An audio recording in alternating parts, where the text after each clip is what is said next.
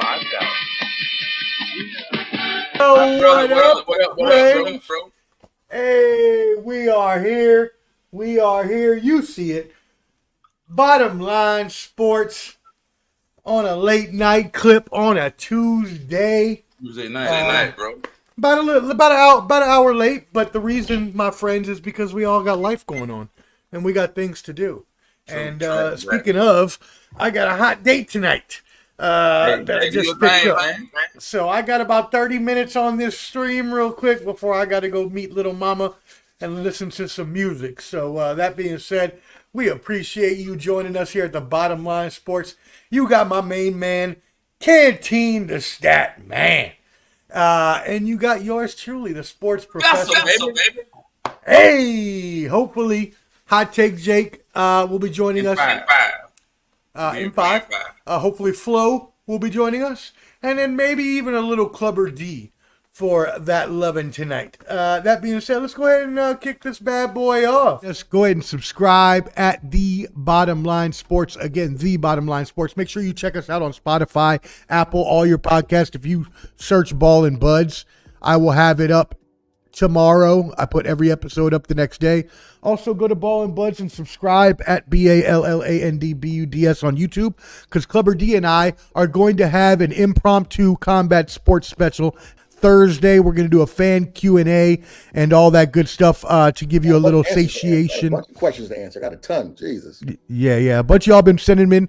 So keep sending those questions in. Email us at ballandbuds at mvpsmb.com. I also have I think I have a Clubber D email, which I need to find. But anyways, go ahead and email your questions in, or just send them to us online on social media, and we'll answer all your questions then. Again, that will be Thursday. Hey, Daniel Barry, we appreciate you turning in, yo, friend. Thank you for tapping in. Y'all tap in with Daniel Barry Sports Highlights. They got that content over there. Go ahead and tap in with their YouTube. And let's go ahead and get started, Joe. I think it might just be me and you for a little bit, but hey, NBA has been going wild. Easy.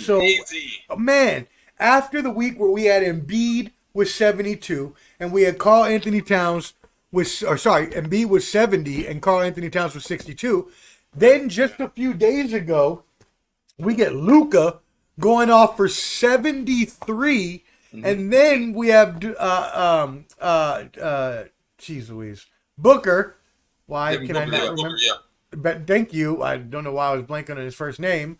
Devin Booker, who had 62, and by the way, let's give him a shout out, because even though he had the lower total on that end, he was named the Western Conference Player of the Week because he averaged 45 points a game and beat out Luka for that. So, what do you feel about this increase in scoring, Ken? Is this good for the game, or is this bad with everyone gunning for as many points as they can get? So, I didn't. You're good. As I was saying, though, I'm a bit frustrated is what I am.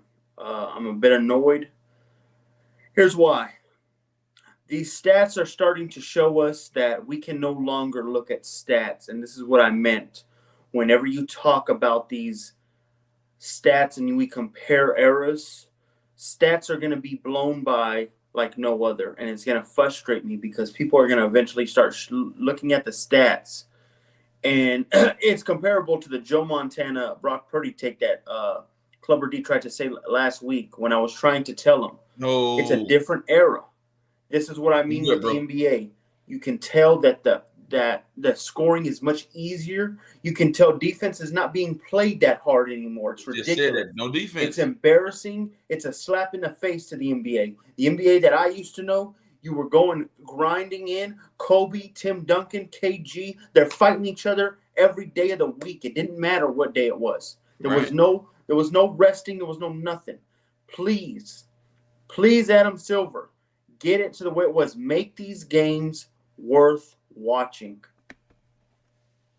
Yeah, I mean, I'm backing y'all up all the way. I'm standing 10 toes down with both of my boys here. It's ridiculous. Yeah. It's getting out of hand. And not only because of the fact that they're just trying to score as many points as possible, but as was mentioned by the two esteemed gentlemen and colleagues here, they're not playing defense. They're not playing team ball, and it permeates from the bottom up. And let me tell you what I mean by that. Let's take for instance the Detroit Pistons, who lost 26 games in a row at one point. With Monty Williams, who they just paid the highest contract in history for coaching before Spoelstra got his, and has done nothing. Now, was he given a full cabinet? No. But he has enough players there that he should have a much better record than he does. Now, let's look at the opposite spectrum of this. Let's look at the Bucks, who just fired their coach after a 30-13 record because they didn't have team cohesiveness. Was asinine. That was crazy. I mean, why would you do that in the middle of the season? I get firing a coach maybe after the All-Star break. But get to the All-Star break and then try to see what you guys are working with. Then you guys are building towards the playoffs and all these other things. But you fire him right in the season. I mean, do you guys think that Doc Rivers is the answer for that organization? Hell no. That guy sucks. Dang. Long term, no, but I do think he can win a championship this year. Short term. Well, Omar, he hasn't won nothing since 2007, Omar. But he's had stacked roster after stacked roster and not won anything. That's fine. It's hard to win. It's hard to win championships. You know that. Your Lakers ain't won. Can't give them that break. Lakers getting pounded by the Hawks right now. The only thing the Lakers won was that BS bubble title. So I don't want to hear nothing. Get out of here. You're in the same position. That being said, it also happens with the Celtics. The Celtics play iso ball all the time.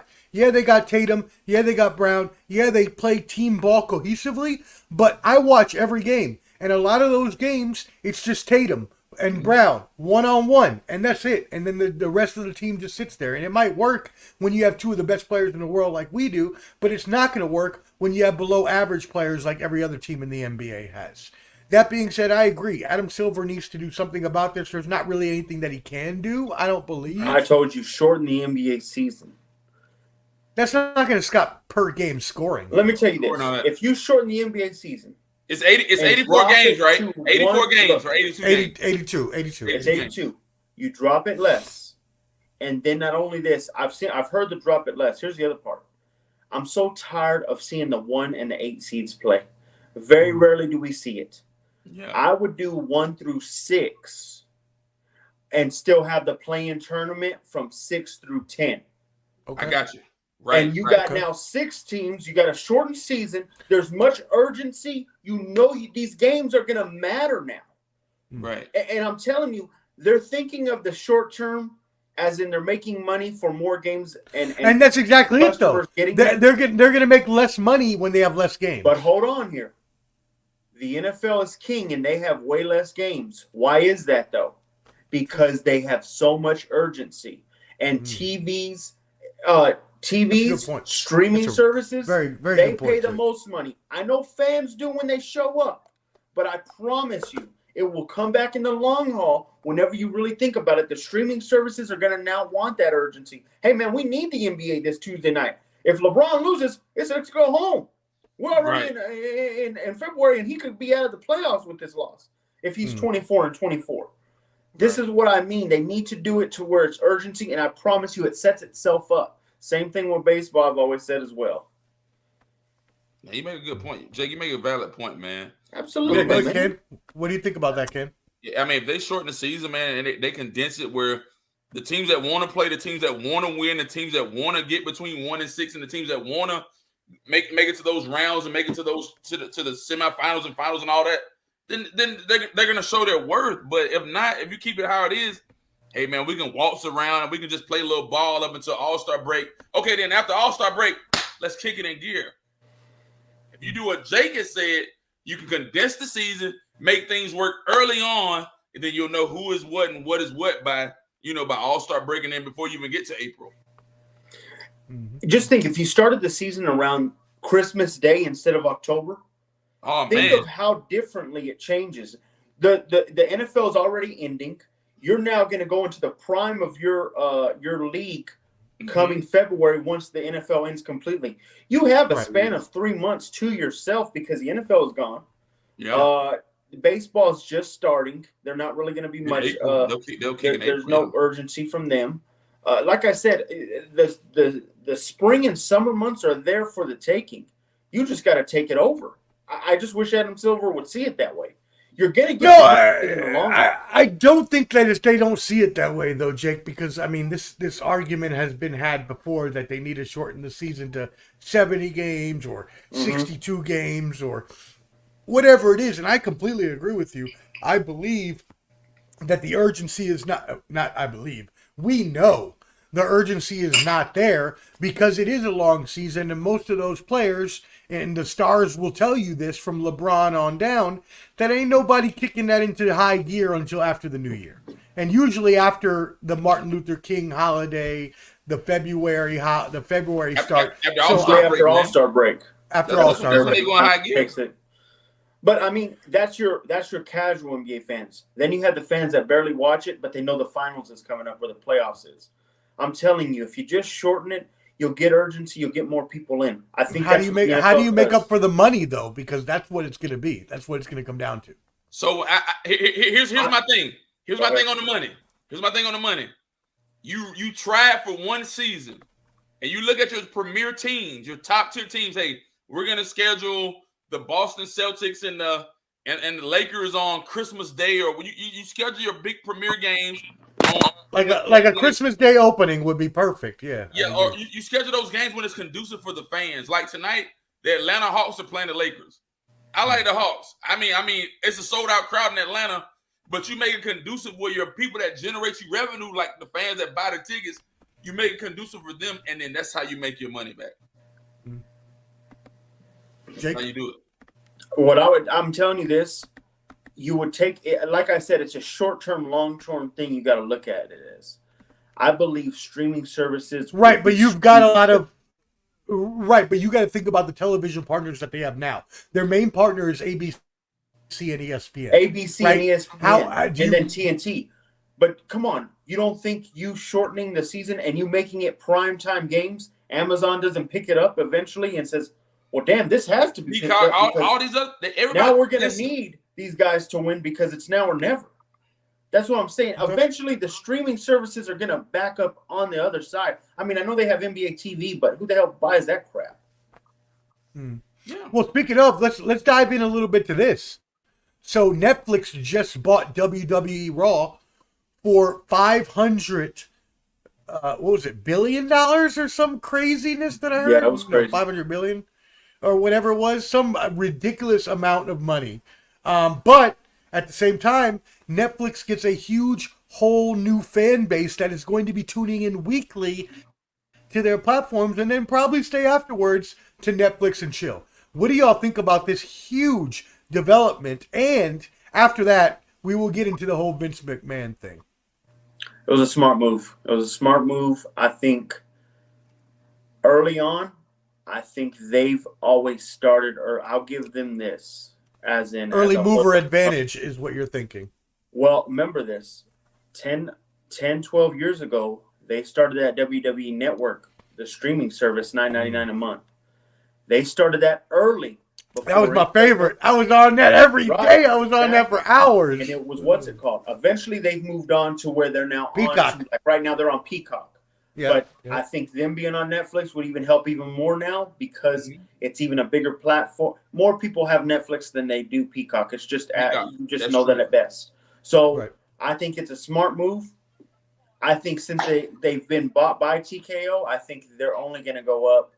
I think Triple H is one of the smartest men in there. I think he's always been a student of the game. I've watched a lot of his documentaries and watched what play the game. Yeah, he really loves this stuff, and that's what you want to take. I know Vince, especially the trash things he just did is ridiculous. That being said, he was a genius in his right mind of what he did on how he built this whole network in general. Of course. And how this entertainment business is.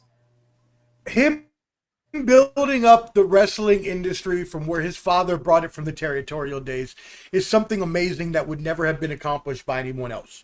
But the fact remains I agree with that the allegations that have recently come out about Vince McMahon's behavior are beyond deplorable. They are disgusting.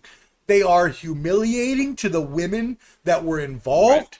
It is sexual assault. It is sexual abuse. And whether it's acknowledged or not, and all these allegations, if everything that's said is true, Vince McMahon, once, a lot of people's idols, once somebody I looked up to as a businessman in the way that he did business, is completely shuttered in the eyes of the world and the community, and will go down as a complete disgrace if all of this is come out to the light to be true. So starting off with you, Ken, and then we'll go to Jake. How do we feel about Vince McMahon in this whole situation? Complete disaster, man.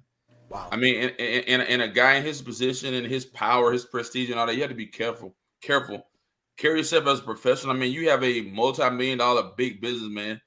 Do I watch that WWE, WCW crap? I'll look at it, but I mean, it draws a different fan base. It draws a lot of people. It draws a lot of money.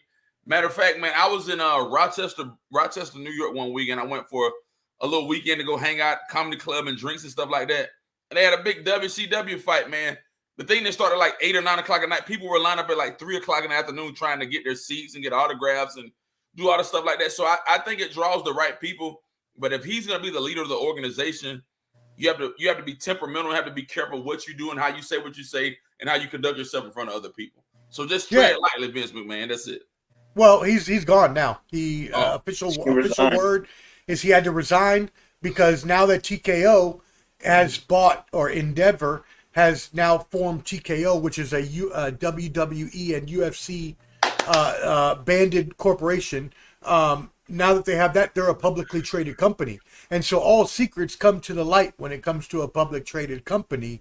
And so Vince McMahon had to be out because, like Jake said, if Triple H and Stephanie are going to properly run that, if Dana White is going to properly run UFC, which, by the way, Dana White doesn't escape from slapping his wife in the middle of the beach. We all remember that. Yeah. And he escaped with no consequences.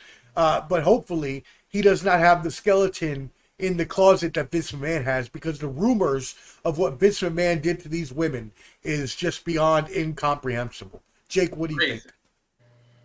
Yeah, I think, and honestly, it just looks horrible for him. It's ridiculous.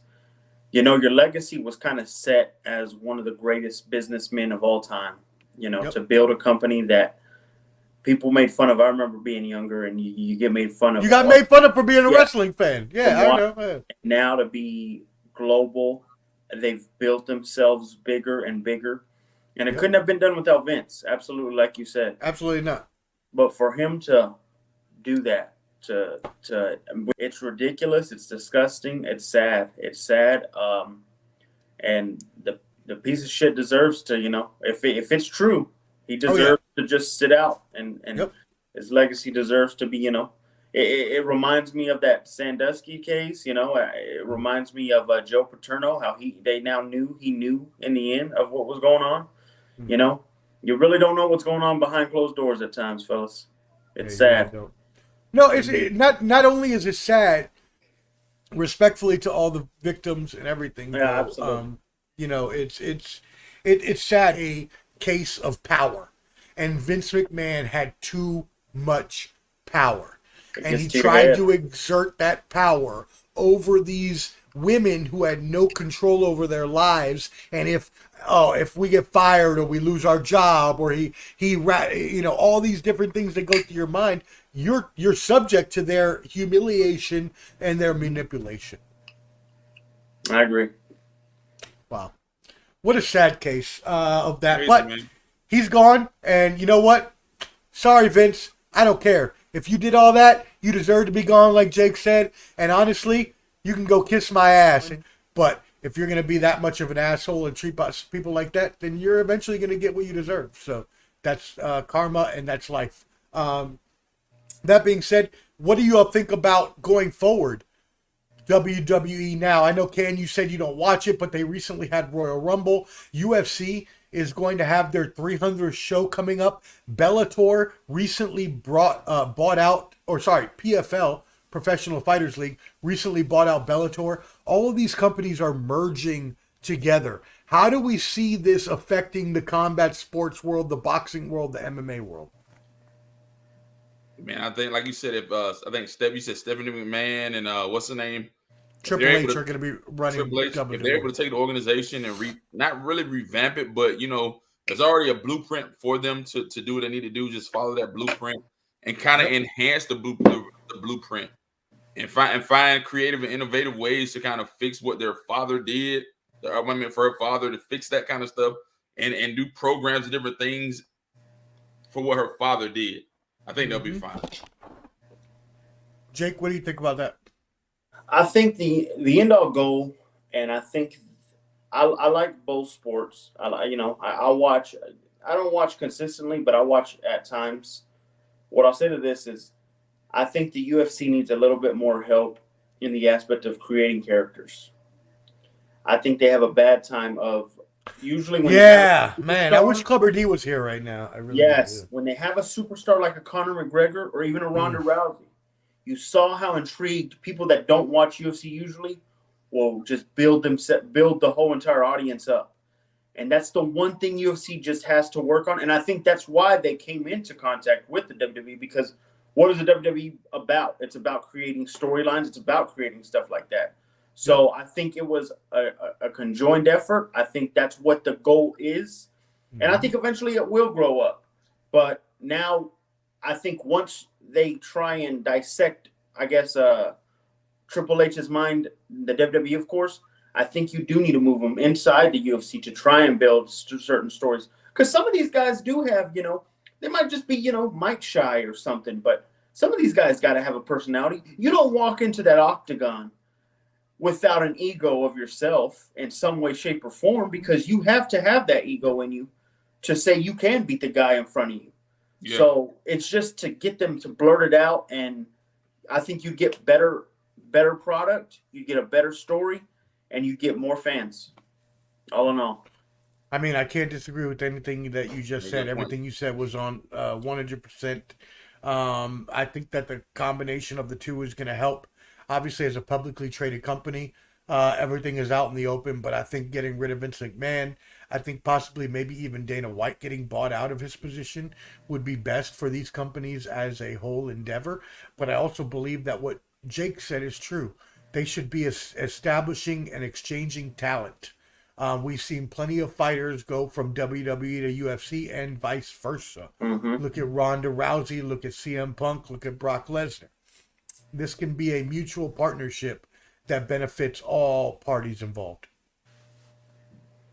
Yes, sir. Awesome. All right, brothers and gentlemen. I don't know. I don't want to talk about the Super Bowl right now because it's like 2 weeks out. We can talk about that. Yeah, man. I know you got a jet too, bro.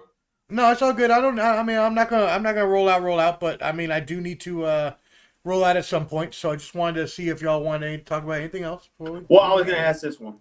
Go ahead. With what Lamar just happened, because now we got to talk about the losers. With what happened with Lamar. That's a good point. Let's go ahead and do that. Yeah, let's go ahead and do that. How is Lamar's legacy now, the MVP, Jake? To you? Well, you got to remember, the MVP is a regular season That's what award. I said, too, earlier. And it sucks. It sucks. But that's for every league. The NBA, MVP, right? When last year, when Joel Embiid went out in the first round or the second round or whatever it was, right? Your MVP is no longer playing in the championship now. So how does that affect? Well, I don't know. What's your opinion on that? Affecting it. Well, this is what gets me. Affecting his legacy, like you said. My dad said this earlier to me too, and I really thought about it.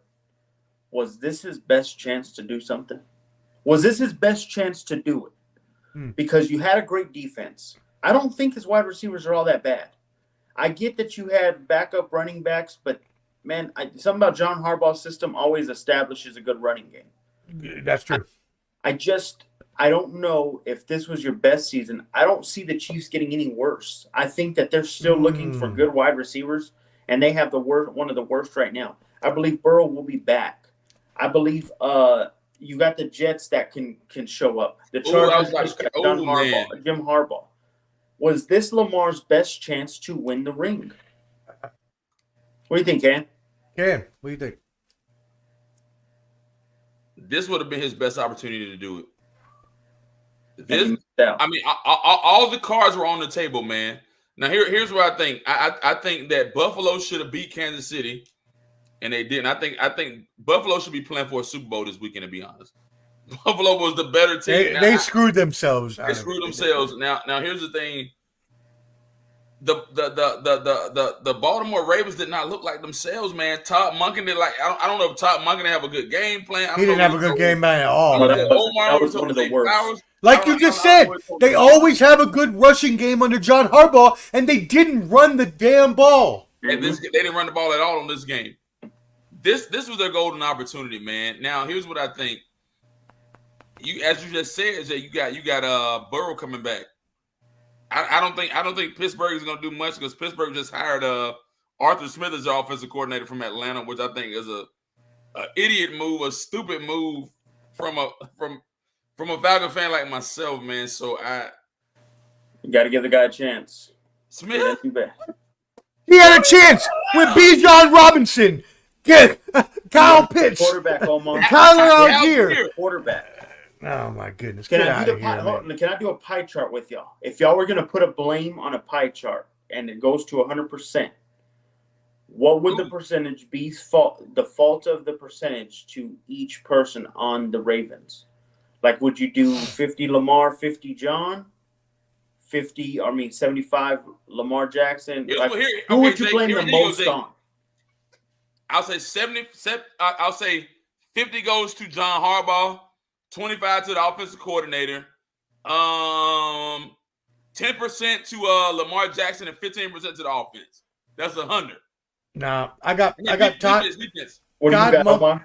Todd Monken 50%. It's on him. His game planning was horrible. Lamar Jackson can only do so much with the weapons he's given. Did he have a great game? No. So I'll put 20% on him. I'll put 20% on Harbaugh. And that leaves me with 35%. The defense did not have a great game. They gave up a lot of points when they were dominant all year long. Lamar flustered though, Omar? He was. He was. Think of that. That was embarrassing to show that. I think every quarterback gets flustered. Look at Patrick Mahomes earlier in the He year was very open and throwing the damn helmet on the ground, Omar. Patrick Mahomes almost punched a ref. Yeah, he did. What are we talking about? I believe if Patrick Mahomes would not have gotten held back, I believe he may have done something he didn't want to do. I'm not going to say he might have punched him, but he might have bumped him. He might have ran into him. He might have gotten into his face. Playoffs. I agree. Everything's being. I agree. It was a failure. It was a failure on all accounts of the Baltimore Ravens. They were in a prime position to finally capitalize on their first Super Bowl since Trent Dilfer in 2000. And they won one with Flacco. Oh, sorry. Thank you. You're right. My bad. 2013. You're right. Thank you. They did one with Flacco. You're right. My bad. Flacco, yeah. So their first time since then, and it's the same. It's the same blueprint, though. Like you said, it's the same blueprint every time for the Ravens. A very impressive, dominant defense, a game manager quarterback, a good running game, and okay wide receivers. And you're right, Lamar Jackson couldn't get it done this year. But going back to your original question, does that mean that I think he doesn't deserve the MVP? No, I think he deserves the MVP anyways, because I believe he had the best season. And that's what the MVP is, a season award. And he probably will get it. No, he will. He played the best. Who do you think will get it, Omar? McCaffrey? I think Lamar. No doubt about it at all. Lamar's going to win the MVP. If it were me, though, and everybody has heard me say this before on this show and many of shows, I do not believe that the MVP or the Heisman should be quarterback awards. I believe those should be given to the best player regardless of position. We need to get back to the days of Charles Woodson winning the Heisman. We need to get back to the days of, I can't even think off the top of my head the last time an MVP non-quarterback won. Can anybody think of that? Yeah, I have. I can't. It's been a while. Yeah. What is that? Are you telling me running backs and wide receivers and safeties and cornerbacks and defensive ends are not valuable? Aaron Donald was the most valuable player in the league for 3 years. Why did he win the MVP? Yeah. Let me ask this one. Just now send us, and I know you got to leave soon, Omar. Yeah, I got a jet in like 10 minutes. So. Okay, here's my next one. This is the Lions one. Ben Johnson just got re-signed, and I knew this was going to happen because if you really look at it, Seattle and Commanders were the only teams left, which they absolutely both have. They're both projects, and I think Ben Johnson deserves better than a project like that. Correct. I agree. My question to you is, do the Lions have another shot? Flo tried to say some bull crap last week and saying this is it. They got no more chances. Jared Goff is done. By the way, Flo, you sounded like an idiot. I could tell you've been hit in the head a few times. But come on. Dang.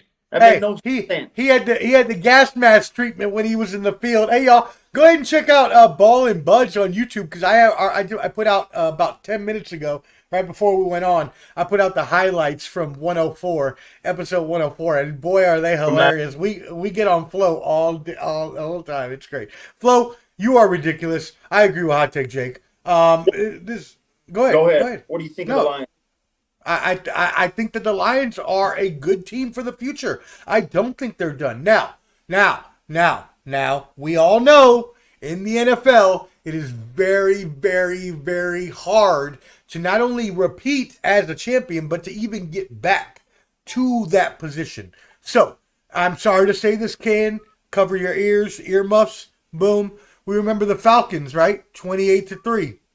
They've never been back since. Right. The Patriots beat them in the Super Bowl. After they won 6. Tom Brady left, they haven't been back. Right? So the Super Bowl is very hard to get to. Do I think that the Detroit Lions have a good chance? Sure, because I believe that they have an equal team to the rest of the contenders within the conference. But that could easily change with any kind of injury, right? Or players not playing as well. What if Jahmyr Gibbs and Aiden Hutchinson have down years next year, right? That's true. What if Jared Goff, God forbid, were to get injured, right? Like, what's going to happen within they're going to be screwed. But do they have the foundation? Yes. Do they have the talent? Yes. Can they win the Super Bowl? Yes. Yes. We'll see. Man, for me, man, it's so hard, man, getting that close and getting there, and then you get beat and lose almost at the Super Bowl, man. Yeah. I'd much rather lose in the wild card round, lose in the divisional round, but to get that close and you can taste the Super Bowl and then you don't do it. Man, that's horrible. Now I think Detroit will be back. I think Jared Goff will be back. They'll have their weapons and what have you. I love Dan Campbell. I love his tenacity. I love him being an aggressive coach. He needs to get better, though, at coaching spots, man. Yep. He should have taken the points. Yep. He should have taken the points. Yep. Sometimes you got to make smart decisions, and then sometimes, like in this situation, he made an irrational decision. I love his coaching style. He didn't make an irrational decision. He went with what they do. They are a go forward on fourth down team. Now, the point that Jake makes is that sometimes you've got to realize when the situation is in your favor, and when you're up, you should take the points. When you're down, you go for it. Yeah. I got you. Last question. This is it, guys. This is it. This is the one I kind of want to give y'all what I see. This is it right here. I see the Super Bowl ending in 3 different ways. Either Kansas City wins close, San Francisco wins close, or Kansas City blows them out. These are the only 3 scenarios I can see that happens. Interesting, because I see the opposite. Either as if they lose, the Niners lose, and Brock Purdy is a reason why. I believe they should move on, especially if he messes up. Russell Wilson will be out there. Oh, come on, Kirk man. Cousins. Oh, my God. Omar. Are you kidding me? Kirk Cousins will be out there. You're taking old-ass Kirk Cousins and you're taking washed Russell Wilson over Brock Purdy, who's 24 years old. Experience. You have tenacity. You have guys, leaders of men. Why is Clubber D sick right now? If Clubber D didn't have a sinus headache, he would be on right now to give you the business. And I'm going to bring it up again on Sunday. Man. But I just wanted your first takes because I'm going to ask Clubber D, and I think Clubber D will agree with me, and he'll say, you know what, Jake, you're right. I think he'll say, I think if you lose, and it's a very visible – remember, guys, Andy Reid lost and kept losing with the Eagles because he never got that quarterback, and he was blamed and blamed. That is true. I think what scares me is Kyle can be so great, but if he never gets the quarterback to face the best quarterback in the league or face one of the best, and he can't win it, he has to move on. And it's better to move on before you pay that man big money and you now owe him so much. I'm just saying. But then Jake, what if they losing, it's not his fault. Who do you blame? If they losing, it's not his fault. Who do you can't put out a blame. Canteen, I'm going to tell you this, man. The only way I see the Niners losing is if Brock Purdy doesn't play well. Okay. That's the only way I see it happening. I don't see any other way it could happen. Brock Purdy has to play. Jimmy G lost that Super Bowl when he couldn't convert that third down to Emmanuel Sanders when he threw it and it didn't reach him. I believe Brock Purdy needs to make a couple of those passes to win this game because Andy Reid is not going to let you, and Steve Spagnuolo is going to come up with a game plan against it. I'm just saying, before you buy out this guy, really think about it and look at your history of quarterbacks and look at what we're dealing with. We had to pay Russ, and now look, we're hurting now. I'm just saying, really think about it. Would it be time for them to move on from Brock Purdy if he loses the Super Bowl and it's his fault? I got you, bro. But I know you're about to get off. But Cam, what do you say? Man, the Super Bowl, it's hard to project right now, man. No. What do you think about Brock Purdy? If he loses, should the 49ers get rid of him? They'd be stupid to get rid of Brock Purdy, man. They got rid of Trey Lance. Then they're gonna go draft another quarterback because they only got Sam Bradford as the backup. I agree. What do you do? I agree. We'll get more into this. We'll see what happens. Sunday, hey, I'm telling you. Yes. Hey, so Sunday we're gonna do Pro Bowl stuff and Super Bowl predictions on Sunday. Sunday, we're going to talk Super Bowl. We'll talk Pro Bowl. We'll talk some more sports, whatever we can get into. So y'all go ahead and subscribe at The Bottom Line Sports. Tune in with us on Sunday. Yes, it's an off day from football, but we will be on around probably around 7 Eastern or 8 Eastern. So just look out for us. Just go ahead and subscribe at The Bottom Line Sports. Again, The Bottom Line Sports. Make sure you check us out on Spotify, Apple, all your podcasts. If you search Ball and Buds, I will have it up tomorrow. I put every episode up the next day. Also, go to Ball and Buds and subscribe at BALLANDBUDS on YouTube because Clubber D and I are going to have an impromptu combat sports special Thursday. We're going to do a fan Q&A and all that good stuff to give you a little satiation. A bunch of questions to answer. I got a ton. Jesus. Yeah. A bunch of y'all been sending them in. So keep sending those questions in. Email us at Ball and Buds at mvpsmb.com. I also have I think I have a Clubber D email, which I need to find. But anyways, go ahead and email your questions in or just send them to us online on social media. And we'll answer all your questions, Danny.